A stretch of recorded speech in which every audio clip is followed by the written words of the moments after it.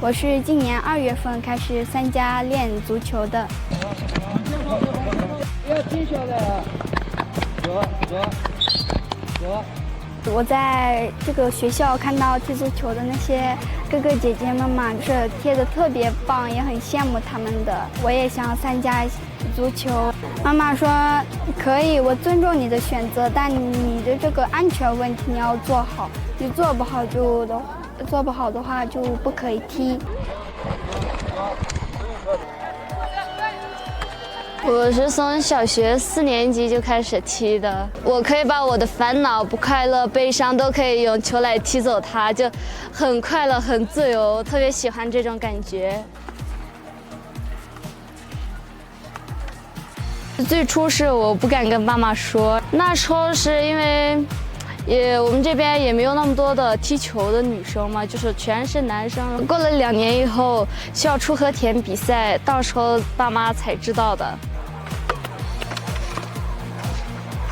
刚开始的话就是挺害怕的，就是觉得那个球打到自己的脸啊、头啊什么之类的，就是太疼了，受不了。就是拿着球给我看，说你看这个球没有嘴巴，不会吃了你，你不用害怕，你可以大胆的去抓。然后我就试了一次，哎，那个球也没吃我。二哥，来，拿一头。啊，没事，这个训练就是常见的事，没事啊，不用害怕，好吗？不用害怕。来，笑一个。好了，不用害怕。受过很多次，最重的还是被队友打到脑袋，膝盖肿了，就是皮伤什么的多一点，哭过。有一次就是比赛的时候，我没抓好一个球，我队友就在那里责怪我那时候特别委屈，然后就哭了。哭了之后，就是有一个最好的朋友嘛，也是足球队里的，过来给我说没事，你下次肯定能抓好。就是有一个很快的球嘛，比老师踢的还要狠，就是上去扑我自己抓到了。就是那时候，大家也很鼓励我，挺开心的。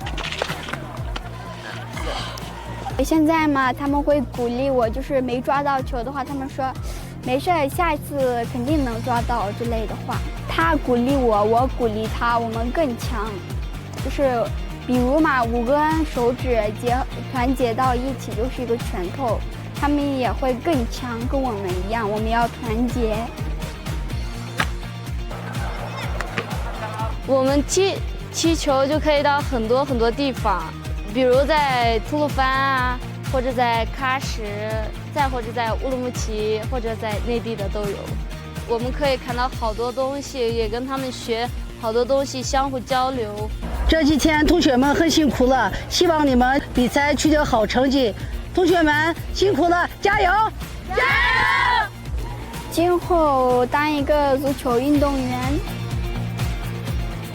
还想当兵。我想考一个好的高中，然后当一名体育生。加油！